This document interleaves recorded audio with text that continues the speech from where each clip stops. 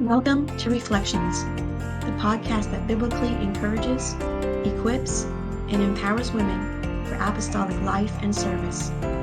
Here's your host, Dr. Cindy Miller. Well, welcome back to Let's Talk, and we're excited about today's episode. It's November. It's that time of year when we're all thinking about the holidays and what's coming, and either we're getting very excited or we're starting to dread it. And so today, as we're talking about holidays, we're going to be talking about getting organized, staying focused on what really matters, and if we do that, then maybe we can enjoy our holidays.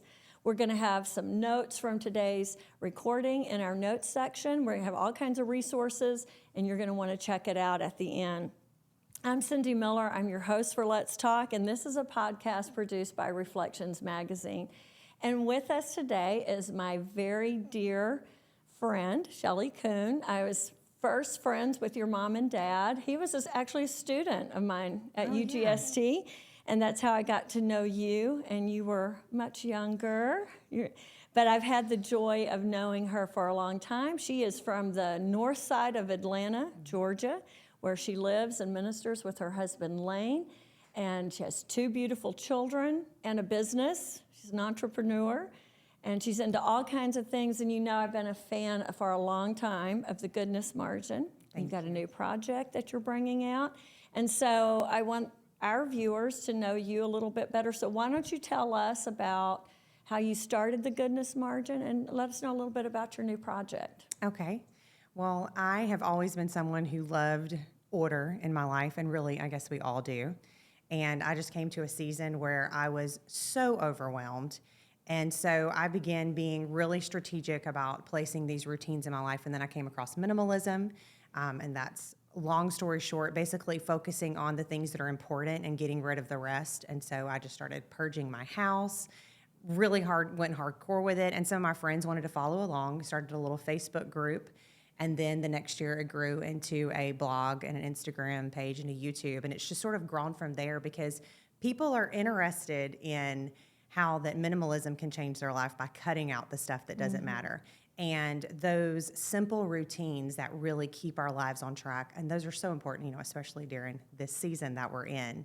And really that's how it's gotten started and grown. Well, what's funny is during that lockdown in Jersey, we were kind of imprisoned a lot longer than the rest of the world. And I remember calling you. I was sending you pictures, and probably we were on FaceTime or something, like, what do I do with this wall? I just got new furniture, and I don't know what to do. And I've certainly given gift certificates so people could have time with you. So I love it. But you have a new project out. So yes, we have a group. It's a private Facebook group. And so what it is it's just a community where that women can come in and they can show pictures that they may not want to show on Instagram of this is the before, this is the space that I want to make better. And we can feed off of each other. I go live on it to talk about just different routines that I have and just really sharing stuff. Because it's a private setting, it's stuff that maybe I wouldn't share on a public forum like Instagram or my public Facebook. It's just a great way for if you're looking to make minimalism a part of your life. And if you're looking to add some of those routines to your life, this is a community that you can join. It's $10 a month, and you can be a part of to kind of have that accountability one-on-one with so that. that's where I could post pictures of that wall. Yeah. Instead of calling you, getting Absolutely. you on FaceTime. And there is right? no judgment. We've all been there. All right. I love it. Well, we're going to just kind of dive in and start talking about the holidays and what's ahead for us.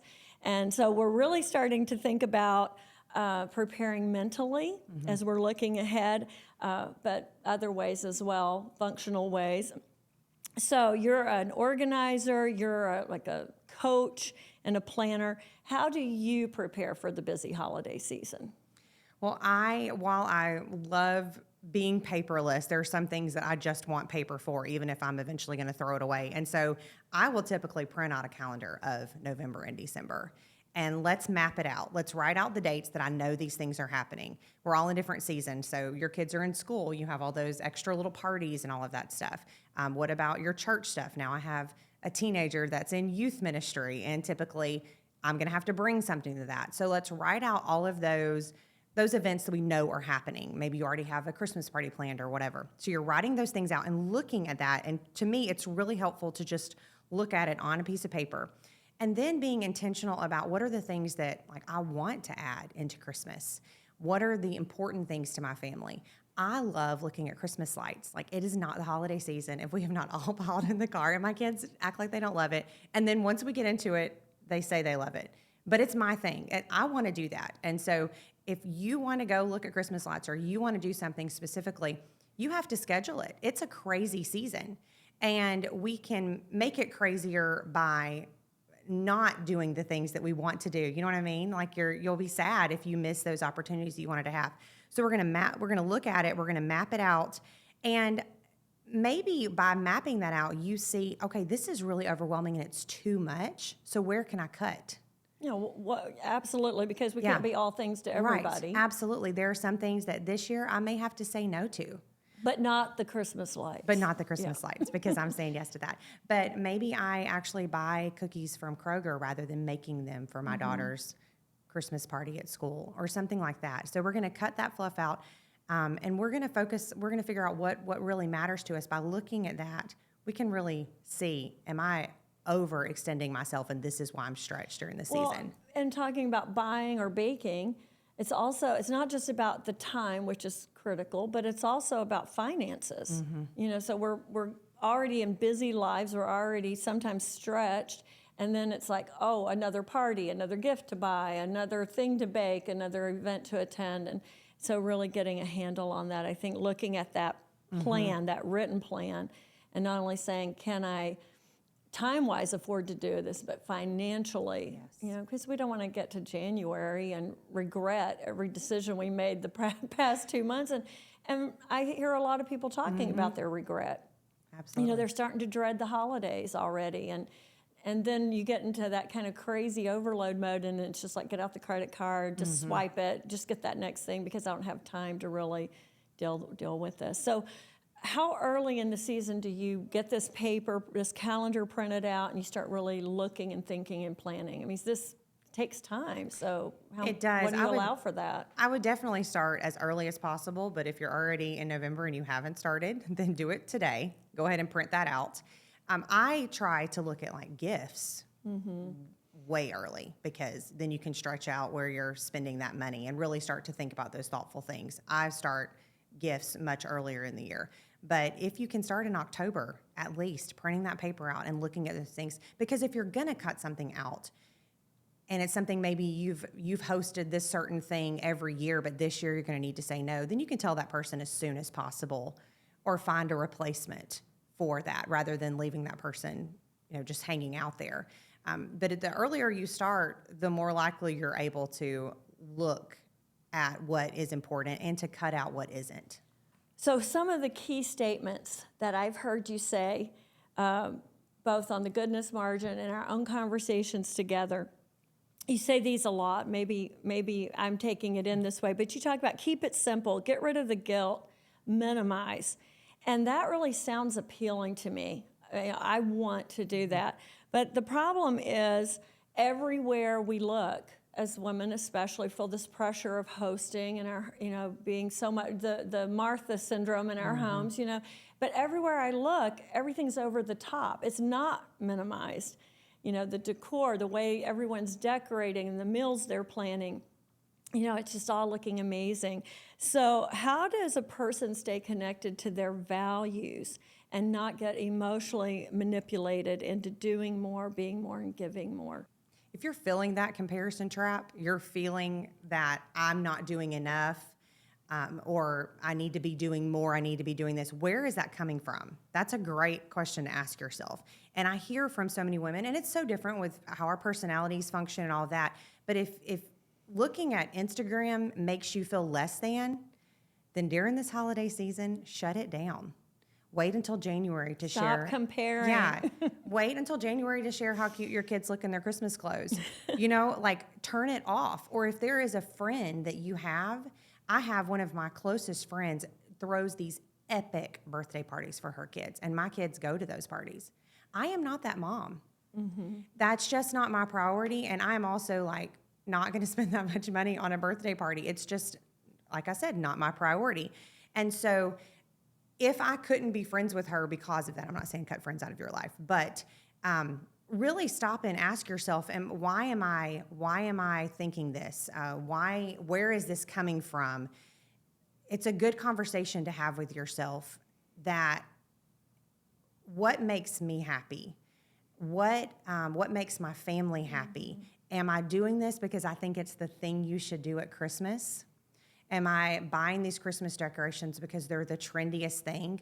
Or is it because it's something that my family enjoys, that I really want in my life? And many times we'll blame somewhere else for, well, I feel pressure to do this, but it's like the boundaries situation, where that I can create a boundary in my life, and it's my responsibility to hold to that boundary.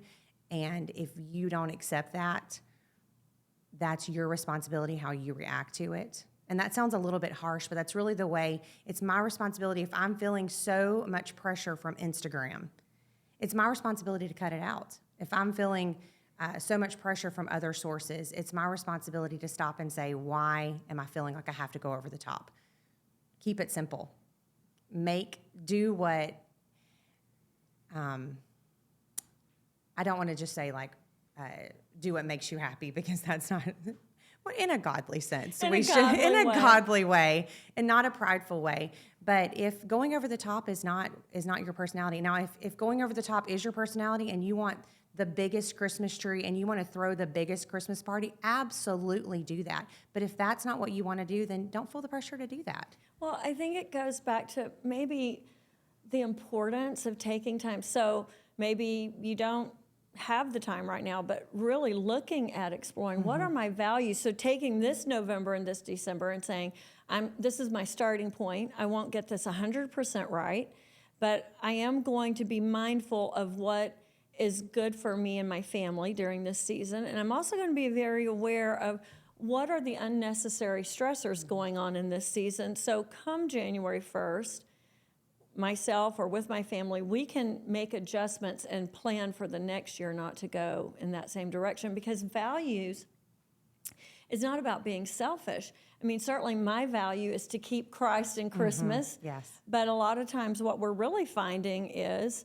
he's the last part of our Christmas celebration, because we're so busy doing everything but having time with him. You know, or maybe I have a values system around my finances and being a good steward of my finances. And then, then I allow pressure, or, oh, well, I feel obligated, or I feel manipulated to, do something that's not a part of my value system. And anytime we're living outside of our own value system, life isn't going to work well for us. So I think maybe that guilt is coming from a faulty way of living outside of our own values. Absolutely. Or maybe there's something that we want to do and we just never seem to do it. Maybe we want to have an experience with our kids during the week of Thanksgiving where that we're serving others, but we get so busy that we look back and we regret not doing that. But if we look in advance and we plan ahead, then we can take the opportunity to do those things that we really want to do, that we do value. And you have what, Wyatt is 16 now? 17. 17. Okay, sorry, Wyatt. Okay, but you know how fast the time went. Oh, so yeah. now here comes your little one, and how old is she now? 7, she'll be 8 in December. Okay, it's going fast. My children are grown, and now I have grandkids. We can't afford to keep putting off what's valuable to us because of the regrets. Oh, I wish I had taken Wyatt. I wish I had done this. I wish... so really figuring out how can we eliminate regrets? Oh, absolutely. And I realize he's a junior in high school. So our time is so fleeting. And having come to that realization, any time that we can spend with him and we can do something as a family, that has really become a major priority. And not that it always wasn't, but you realize when that time is ticking down, okay, he's fixing to go to college. This is happening, and I cannot believe it. And maybe you don't want to talk about it now, but there'll be this girl in his future, and then the in-laws, and he won't always be with you, Shelley. I'm going to need to call you up for a session on all of that. We'll be spending more time together. Yes. But that kind of brings me to the next part of what I want to talk about is there are a lot of expectations attached to holidays and celebrations, and some of them are unrealistic. Some of them are realistic, but they're unspoken. So they can be unrealistic, never going to have your needs met. They could be unspoken, but realistic, but because they're unspoken, never going to have your needs met. And you know, in counseling, we have that saying, every disappointment is rooted in an expectation. Oh, yeah. So holidays, we set ourselves up, you know, like, oh, it's going to be amazing. You know, we're going to have this gathering and all the family. We're going to have all the traditional foods or whatever, you know, might be going on. But in each home, there is an expectation, and it is unrealistic to think that we're going to make everybody happy. So let's talk a little bit about, you work with clients, you do this all the time. You're a planner, you help people get organized. What comes up in the conversation about expectations, how to deal with them, how to manage them? Well, we each are our own individual families. And so I know that when Lane and I got married, we started talking about what do we want our family to look like. And we're in a season of life right now where both of our parents, thankfully, are very healthy. And so for my family, when we are with my family at Thanksgiving, my mother loves doing the whole traditional Thanksgiving meal. And we've tried to give her an out. We're like, hey, Mom, let's go to the steakhouse, you know, like, let's just, we'll pay part of the bill. That's not happening, Shelley. No, and she is like, she wants to be up at like 5 o'clock in the morning doing that. That makes her happy. When I'm the grandma, I think we're like all going to go to a steakhouse because I don't know if that makes me happy. But choosing those expectations of, or asking for those expectations, what does your family want? We had a whole family conversation about it, and like my sister loves the traditional Thanksgiving food. She loves those things. That is not my favorite thing. And so if I was the one that was choosing what we're going to eat, then I'm not going to pick all of these sides. Ask people. Sometimes we cook food even. Like our family Thanksgiving dinner can be all of these different foods that maybe somebody doesn't even want. And we have all those leftovers And we have all that these we don't want. that you throw away all this stuff and you're wasting stuff. So let's talk about that. Just honest conversation with your family. Hey, what do you want? My husband loves honey baked ham. Like it is his thing.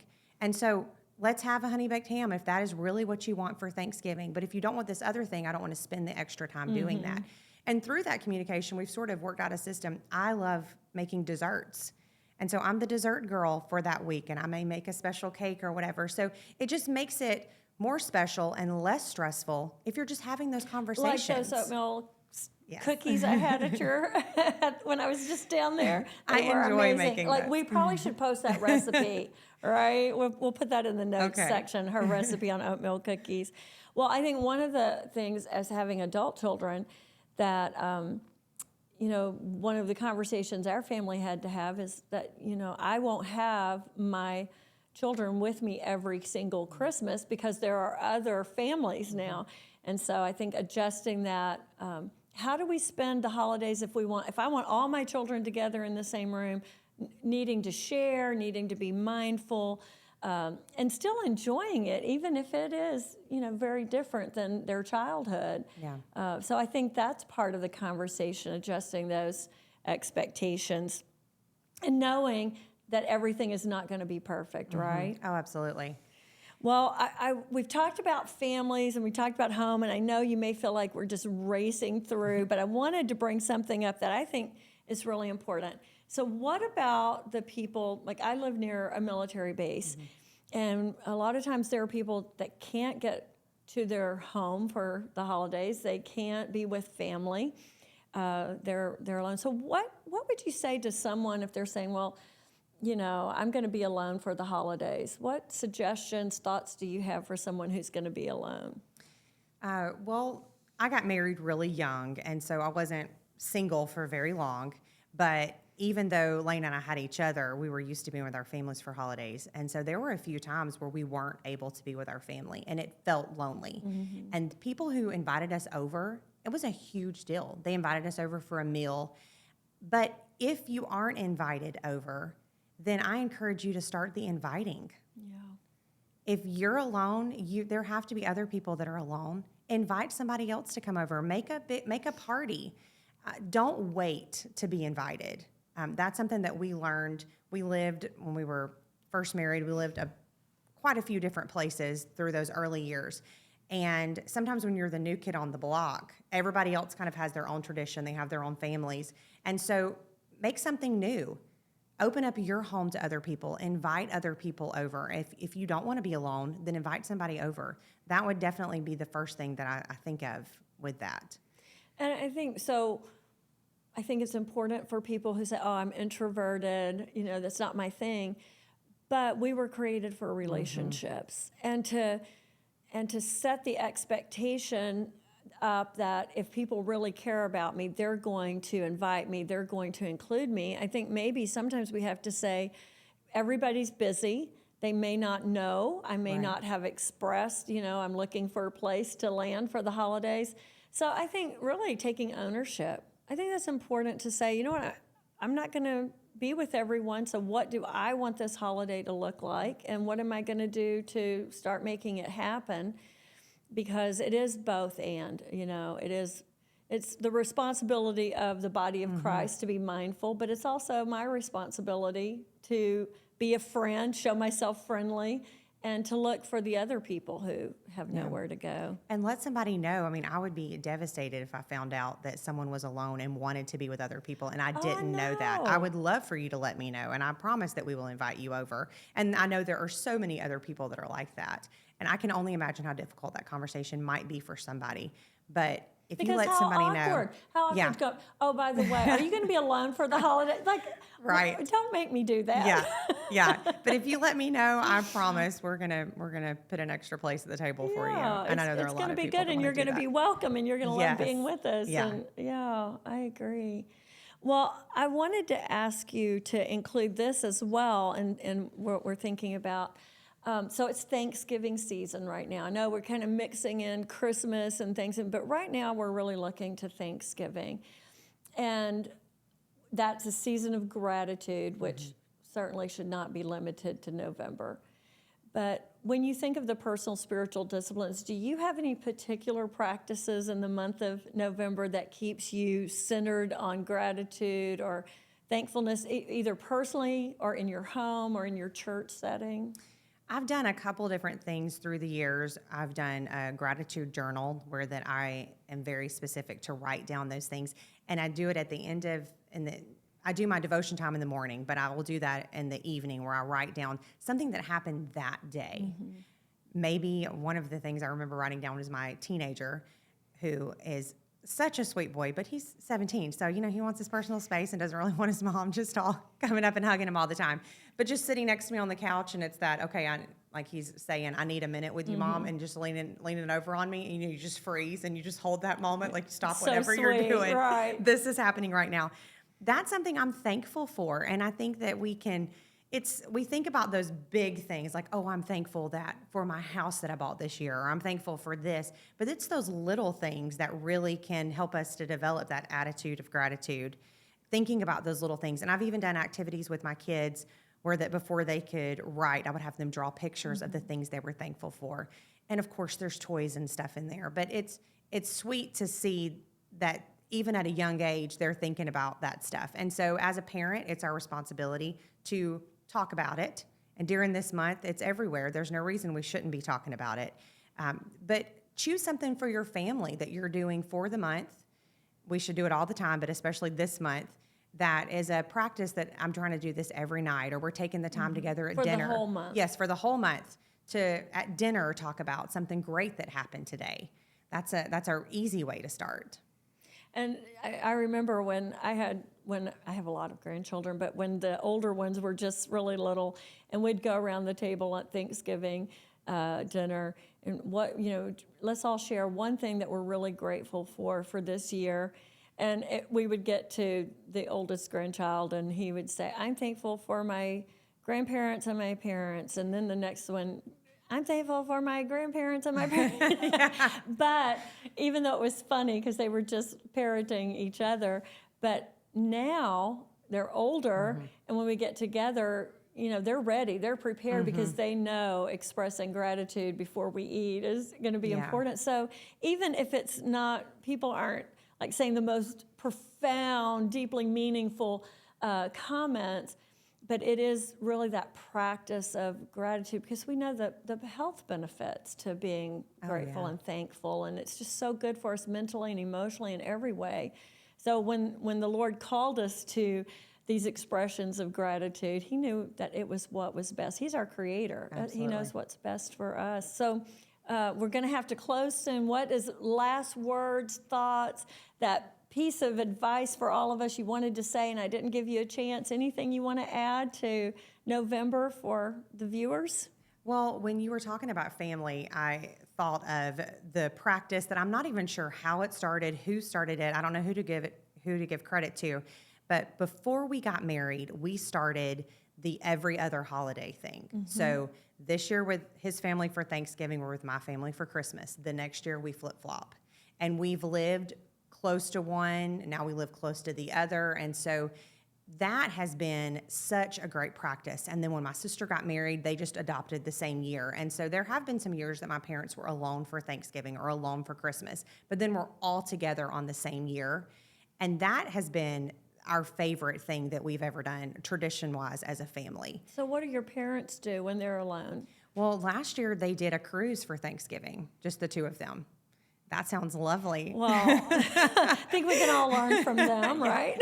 But they've traveled to some other family. My mom went to see some extended family one year. Both of her parents, both of my parents, their parents have passed away, and so she went and just visited some family during the holiday season.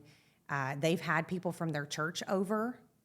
And I think sometimes they've just enjoyed the peace and quiet of the week, really. They're probably just sitting there soaking in the quiet. And you didn't know it, but your mom went out to the steakhouse while you Probably. She did. Well, Shelley, thank you so much for sharing with us. And I know you'll be back for part 2. We're going to be, in December, we're going to be talking about some of the Christmas things that we need to tend to. But thank you for being here. It's been fun, as always, just having conversation with you. So I want to remind all of you, I hope you subscribe to Reflections Magazine, and if you do not, it makes a great Christmas gift. So go in, subscribe for yourself, and order an additional issue for your friend or a family member. And for this issue of Let's Talk that's going to be in the magazine, we're going to continue to provide great ideas for de-stressing instead of being de-stressed or distressed over the holidays. Hopefully you can reclaim happy. In the last 30 seconds, I want to remind you, we have resources in the notes section that Shelley's providing for us, all kinds of links, book recommendations, helps will be there, so check it out. And make sure that you like and comment and share and subscribe to our channel. And do that now while you're thinking about it. Don't wait. So until next time, God bless. Happy Thanksgiving. And remember, we are so very thankful for you.